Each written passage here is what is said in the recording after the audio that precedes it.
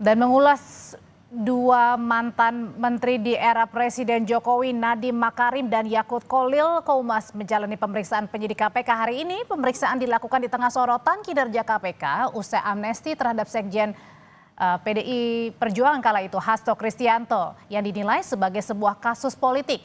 Saat ini kita bahas bersama peneliti Pukat UGM Zainur Rohman. Mas Zainur, selamat sore. Selamat sore. Mas Zainur, ini kan dua mantan Menteri Jokowi diperiksa dalam saat waktu yang bersamaan, tetapi untuk kasus korupsi yang berbeda dugaannya. Nah, apakah yang Anda lihat ini murni karena memang ada dugaan korupsi atau jangan-jangan ada unsur lain di balik pemeriksaan dua mantan Menteri Jokowi hari ini?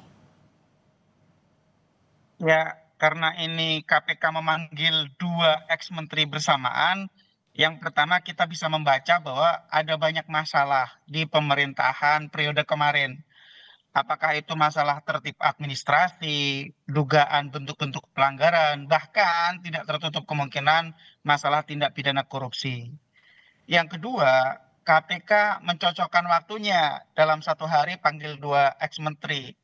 Saya melihat ini sebagai statement KPK bahwa KPK masih ada, masih eksis, masih menunjukkan kinerja, masih ingin menunjukkan deterrent effect. Nah, tetapi kan kita lihat ini adalah kerja penyelidikan.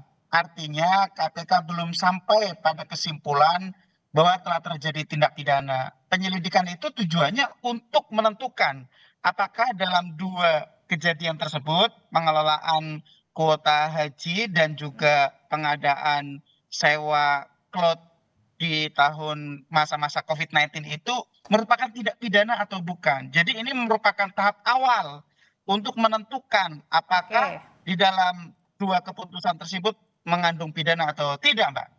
Mas Zainur, tapi kalau mengutip tadi pernyataan Anda bahwa ini pemeriksaannya karena berarti artinya mungkin mengindikasikan ada kerja-kerja mungkin yang kurang maksimal begitu ya di era Kabinet Jokowi. Nah, pertanyaannya selanjutnya, adakah kemungkinan pemeriksaan juga akan nanti ditujukan kepada Jokowi sendiri sebagai atasan mereka kala itu?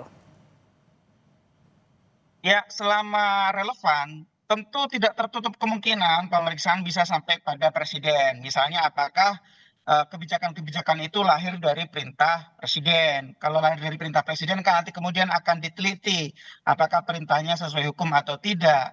Di kasus kuota haji ini kan yang dipersoalkan adalah 20.000 kuota tambahan itu ya harusnya kan minta izin DPR dan juga pembagiannya 92% untuk reguler, 8% untuk khusus. Tetapi oleh Menak itu kan dibaginya 50-50 ya, separuh 10.000 untuk khusus, Oke. 10.000 untuk reguler. Nah, orang kan bertanya-tanya, ini apakah Menak sendiri yang berinisiatif atau disuruh orang lain atau bagaimana ceritanya? Kan gitu, Mbak. Oke, nah tapi kemudian juga berarti artinya ada kemungkinan ya kalau memang dibutuhkan ya oleh penyidik ya untuk memeriksa Joko Widodo begitu ya, Mas Zainur ya?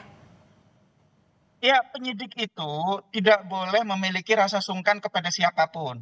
Selama pihak-pihak yang dianggap memiliki informasi, keterangan, pengetahuan telah terjadinya tindak pidanakah atau mengenai satu fakta tertentukah, itu penyidik bisa melakukan pemanggilan. Tujuannya untuk melengkapi berkas, untuk membuat terang telah terjadinya tindak pidana. Jadi itu harus benar-benar dipahami oleh penyidik. Penyidik tidak boleh memiliki rasa sungkan misalnya hanya karena seseorang yang diduga memiliki informasi itu Oke. merupakan ex pejabat negara misalnya. Tidak Sekalipun boleh karena presiden ya? prinsipnya adalah persamaan di depan hukum. Oke, baik kalau gitu Mas Zainur, nah bagaimana kalau begitu caranya meyakinkan KPK ini meyakinkan publik bahwa tetap bisa mengusut proses hukum dalam kasus ini, membedakan bahwa ini murni kasus hukum dan tidak begitu. Di tengah-tengah memang ada timbul keraguan lagi nih dari publik terhadap sejumlah perkara yang ditangani oleh KPK, salah satunya yang waktu itu menjerat Hasto Kristianto dan akhirnya mendapatkan amnesti dari Presiden Prabowo. Ya kalau publik percaya 100% kepada KPK seperti dulu susah. Karena kan undang-undang KPK sekarang kan undang-undang KPK yang menempatkan KPK di bawah kekuasaan pemerintah. Tetapi setidak-tidaknya KPK bisa mengambil kepercayaan publik itu dengan menunjukkan kinerja yang profesional, transparan, akuntabel, sesuai dengan apa yang biasanya KPK lakukan. Misalnya memberikan update informasi mengenai perkembangan penyelidikan, kemudian juga melakukan kerja-kerja penyelidikan itu dengan hati-hati sesuai dengan hukum. Jangan sampai juga ya banyak kecerobohan yang kemudian menimbulkan celah, nanti kalau sudah masuk tahap penyidikan mudah untuk dipatahkan melalui forum pra peradilan. Saya pikir itu juga akan menunjukkan kerja profesional yang akan berpengaruh terhadap citra KPK di hadapan publik, apakah KPK Baik. ini masih bisa dipercaya atau tidak.